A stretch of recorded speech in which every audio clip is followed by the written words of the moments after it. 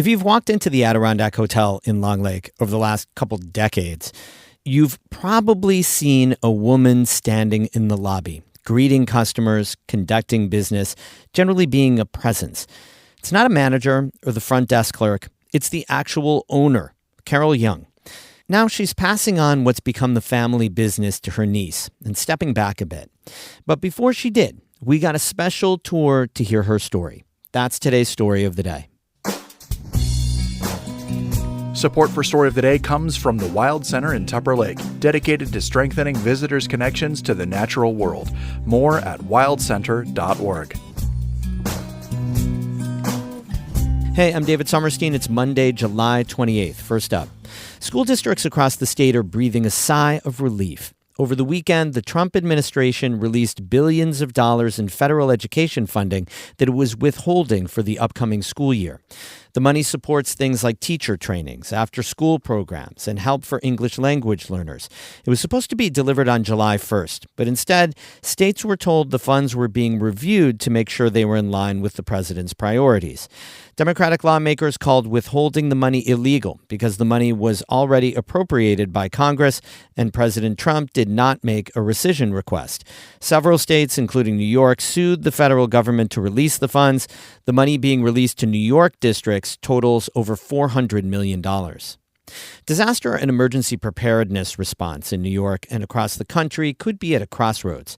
President Donald Trump has said he thinks FEMA itself should be eliminated, and his administration is currently withholding more than $2 billion of counterterrorism and homeland security funds for this year. In New York, that comes out to $250 million missing dollars.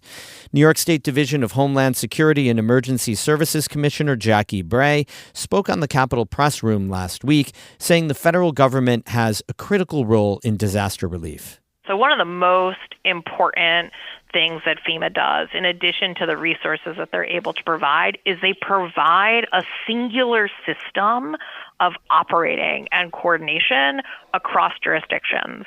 There are events every single year that require multiple states to respond. Obviously, the devastating, gut-wrenching floods in Texas, many states sent teams in, recovery teams, response teams in.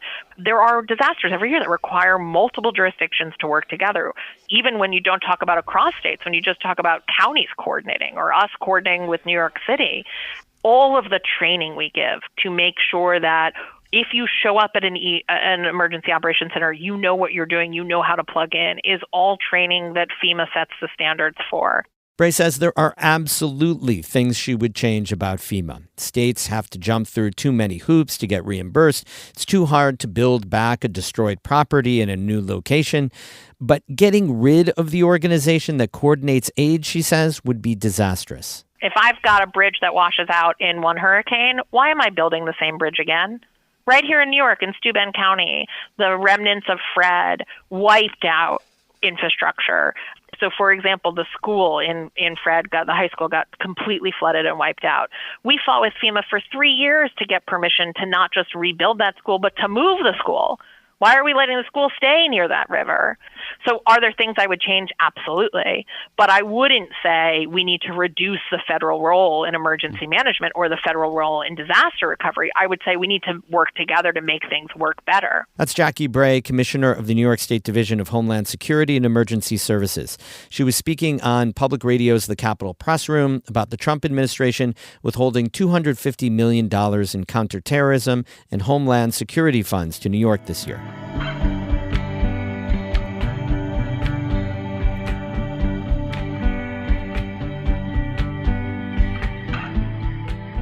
A landmark business in the Adirondacks is changing hands and getting a few upgrades this year. The Adirondack Hotel on Long Lake dates back to the 1850s.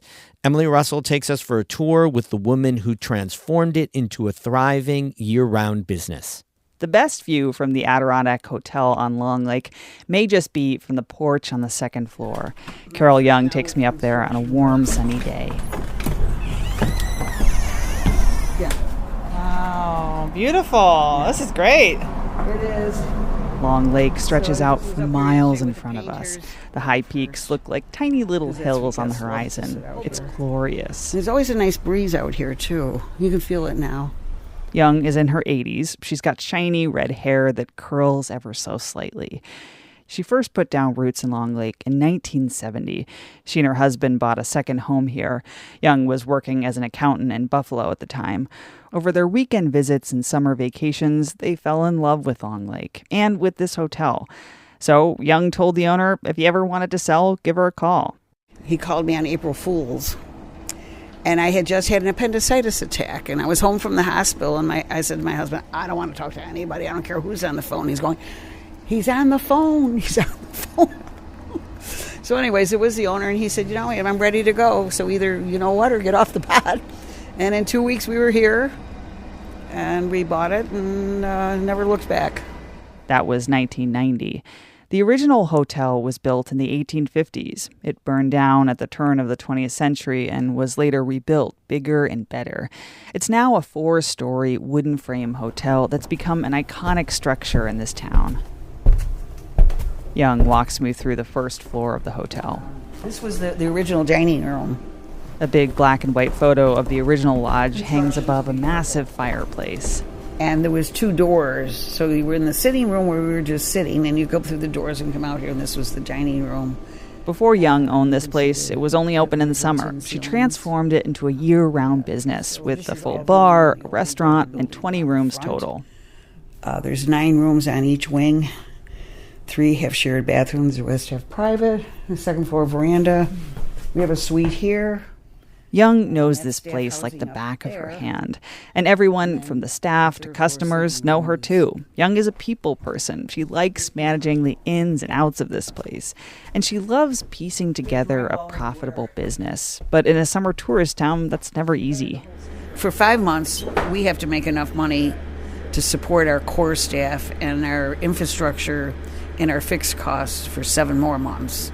So it's a real challenge. About 20 people work here year-round. That swells up to 30 or 40 in the summer. The pandemic put an extra strain on this place. And then came another big blow. It was the summer of 2023, Young's birthday, actually, when she got a call at 3 a.m. Heavy rain was flooding the hotel, so she drove straight there. I was in my pajamas, freezing, it was cold, and I was sitting on the front porch watching the water come in the building. And we heard this loud explosion. The nearby dam between Jennings Pond and Long Lake had burst. The pond was then drained and the water levels lowered. And when the dam blew within an instant, the water came out of the building and went right back out and down the lake. 2 years later, Young is still dealing with flood damage. She says so far it's cost about $200,000 in repairs. It's the second bad flood in the last 15 years. While Young is still managing the hotel, it's no longer under her name. After more than 3 decades, she sold the business to her niece. Young says it's been a good move, both for her and the business. It's interesting for me now that my niece and her partner have bought it, is that now they're doing all the nice, pretty things that I always dreamt of doing, but I was too busy digging ditches and putting in septics. So I get to be a part of it, but I don't have to worry about how to pay for it. This hotel has been one of Young's biggest adventures. As we stand on the porch, she smiles when she thinks back on how she ended up here. I mean, look at this. I worked in downtown Buffalo and looked at a parking garage out the window. Here I've got, it's beautiful. It's a view she says she'll never tire of. Emily Russell, North Country Public Radio, Long Lake.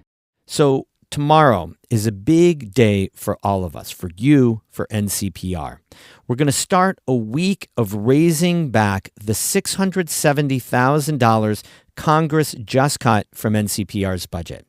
We're all going to have to step up to ensure the future of this public radio station, of local journalism in the North Country, local voices, promoting local events on the radio and on Instagram and everywhere. If you can double your monthly donation or raise it by 1/3, you'll be doing so much. So be tuned in starting tomorrow. We're going to do this together. Thank you for your dedication to the truth, to the facts, and to public radio in the North Country. We have more news all the time on our website, ncpr.org. Music today by Alan Dunham of South Glens Falls and Michael C. Hart of Malone. I'm David Sommerstein, North Country Public Radio.